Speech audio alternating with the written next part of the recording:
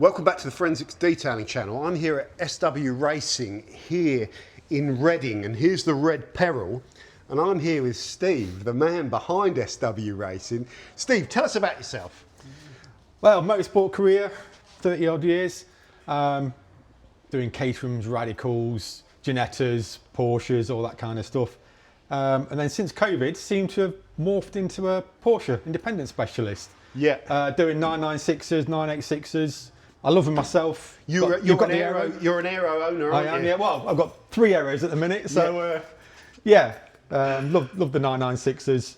And basically, morphed into doing Porsches now. So.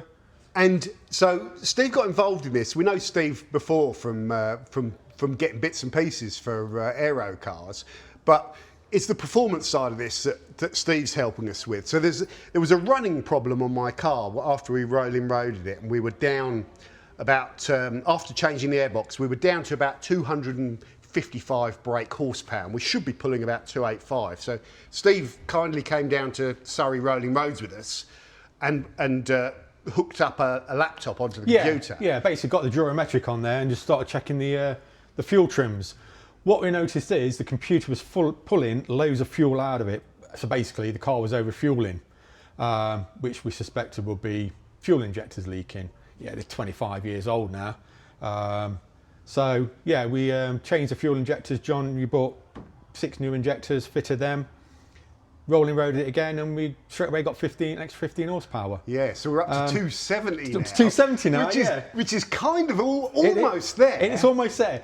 But what we did notice is at 5.5, it has a massive drop in power. All these cars, they have a little drop in around about 5.5 when the vario cams stop advancing, but this one has quite a big dip. Again, getting the live data on it, we noticed it was pulling ignition timing. So where it should be 30, 35, maybe even 40 degrees, it was pulling it down to 15 degrees. So what we suspected there is NOx sensors are pulling the ignition timing. Yeah, so the NOx sensors, there's 2 of them, yeah, Steve's been telling me. Sit on the engine and basically stop pre-ignition, they're monitoring for excess vibration, and then when they detect that, they pull ignition timing out to protect the engine, basically, And so what Steve's done is just apply a temporary fix for us so that we can now run the car, and the car will rediscover itself, hopefully, and see what the car's producing power-wise, and I'm going to put this around Bedford in a few weeks' time. If that's causing the issue and we're running, we can roll and road it again and we're producing about 285, then we know that really we have to come up with some way of stopping the NOx sensors, pulling back the power. And the option would be to come off, so it's RSS mounts that have been installed, but we've got aftermarket suspension and a stiff setup you noticed on the rear of the car. It's very stiff. Yeah, it is. So it might be a combination of things, but the option is perhaps go back to OEM engine mounts, which is an option, or try and look at if it's possible to modify. Well, there's options there we can look at, but I think the first thing, like I say, is take it around Bedford, see how it feels now, and go from there, really. Yeah, and it's really cool as well, because this type of problem, I was advised to do the injectors as well when I had the engine rebuild, but I was on a budget. So it was just like, I went with the original injectors, and I think that's, like you said at the start of the video, those injectors are like 28 years old. They do make a difference. So I think if you're trying to get your car running right, new injectors all round looks like a good shout to make sure. I mean, you've got to remember they're an electromechanical item.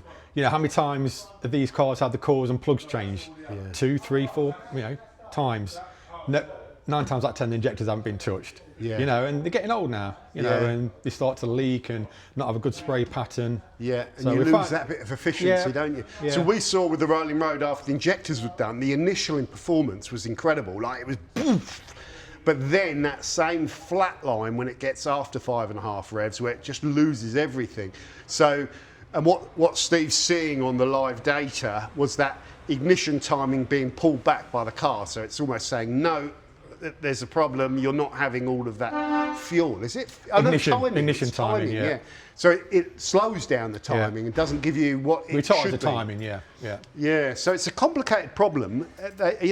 Performance issues are complicated. And this wasn't just one issue. It was, like you found, was it 7 or 8 horsepower just by changing back to the standard intake system. Yeah. You know, so there's been a few problems. It could be the case then that airbox was 7 or 8 brake horsepower, injectors were 15 brake horsepower, and now we're down perhaps another 15 brake horsepower from the ignition timing issue. So we actually had 3 problems, and ironically, 2 of those could potentially be caused by modifications.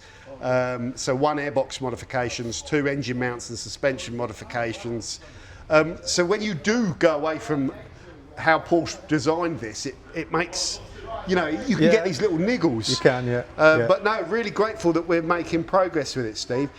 So Steve, like I say, has an interest, specialises in Porsches, in particular these 996s, 997s, all that sort of stuff, Boxsters. Yeah. So, yeah, very handy to know, and the rolling road stuff that we did at Surrey was really, really cool as well, wasn't it? Yeah. Brilliant. So, she's back, Steve.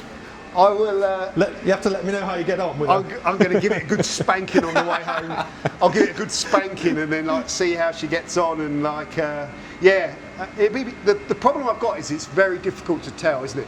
15 brake horse at the high rev is hard to tell. Yeah. Because that's also engine power rather than torque that you're feeling. Yeah. So it's only down a little bit, but it's just kind of noticeable when you compare it to other cars. Especially when you're chasing down around the track. You're not going to catch me now. I won't be able to catch him. Well, I might be able to now. Well, you're going to do weight as well, so a bit of weight and a bit more power, you might be. Brilliant. Well, Steve, thank you so much. And pleasure. Yeah, it's been fun, and progress is good. I find these problems like this fascinating because you also learn about these cars. I didn't even know these cars had knock sensors. Didn't even know about that.